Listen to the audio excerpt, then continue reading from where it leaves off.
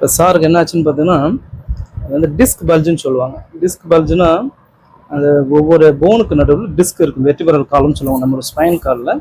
இந்த டிஸ்கில் பார்த்தீங்கன்னா ஒவ்வொரு நம்ம எப்படி ஒர்க் பண்ணுறோம், எப்படி நம்ம ஸ்ட்ரெயின் பண்ணுறோம், அதை பொறுத்து அந்த போனுடைய கம்ப்ரெஷன் பண்ணும்போது டிஸ்க் வந்து பல்ஜ் ஆகி லைக் நம்ம பைக்கில் காரில் வந்து ஷாக் அப்சார்பர் இருக்கு இல்லையா, அது போல் இந்த டிஸ்க் வெளில வரும்.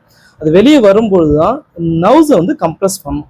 இந்த நர்வ்ஸை கம்ப்ரெஸ் பண்ணிங்கன்னா உங்களுக்கு பெயின் வந்து காலுக்குலாம் ரேடியேட் ஆகும். இதுதான் வந்து டிஸ்க் பல்ஜ். அந்த டிஸ்க் பல்ஜ் அந்த ரேடியேஷன் பெயின் சொல்லுவாங்க. ஸோ இப்போ நம்ம என்ன பண்ணுறோம் பார்த்தீங்கன்னா மேனுவல் தெரப்பி மூலமாக, அது வந்து மேனுவல் ஃபிசியோதெரப்பின்னு சொல்லுவாங்க. மேனுவல் தெரப்பி மூலமாக அந்த டிஸ்கை கொஞ்சம் கொஞ்சமாக ரிலாக்ஸ் பண்ணிவிட்டு அந்த இதனால பார்த்தீங்கன்னா இந்த ஜாயினுடைய நம்முடைய பெல்விக்னுடைய போன், சேக்ரல் ஜாயிண்ட், அந்த டார்ஷன் சொல்லுவாங்க, அதெல்லாம் நம்ம சேஞ்ச் பண்ணுறோம். சேஞ்ச் பண்ணி அந்த மசிலை வந்து ஸ்ட்ரென்தன் பண்ணால் தான் உங்களுக்கு வந்து பெர்மனன்ட் ரிலீவ். அதுக்கு அதுக்கும் நார்மல் தெரப்பிக்கு என்ன டிஃபரண்ட்? மேனுவல்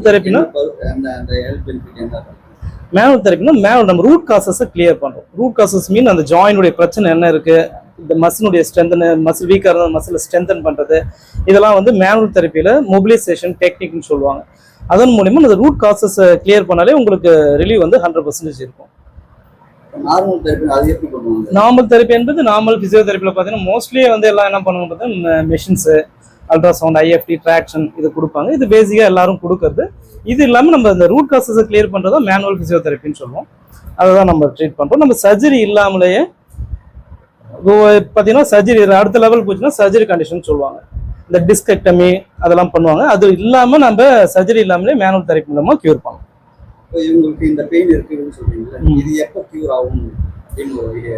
க்யூர் ஆகணும் ஃபுல்லாக 100% க்யூர் ஆகுறது வந்து 3 months எடுக்கும். அந்த மசில் ஸ்ட்ரென்தன் பண்ணும். பட் எக்ஸசைஸ் நம்ம பண்ண 100% க்யூர் ஆகும். 3 monthsனா ட்ரீட்மெண்ட் டெய்லி வந்துருக்குமா இல்லை வீக்லி ஒன்ஸ் இருக்குமா? ஃபர்ஸ்ட் ஒரு 2 weeks கண்டினியூஸாக இருக்கும். அது ஸ்டேஜஸை பொறுத்து. ஃபர்ஸ்ட் இப்போ தான் பெயின் ஸ்டார்ட் ஆகுதுன்னா ஜஸ்ட் ஒரு 1 week எடுத்தாலே போதும்.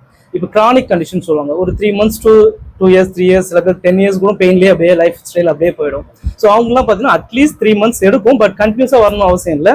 பட் சர்ஜரி கண்டிஷனஸாக இருந்தால் ஒரு 15 to 1 month கண்டினியூஸாக வர போல இருக்கும்.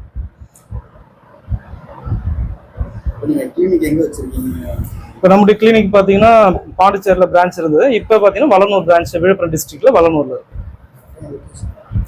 பஸ் ஸ்டாண்ட் ஆப்போசிட்ல இந்த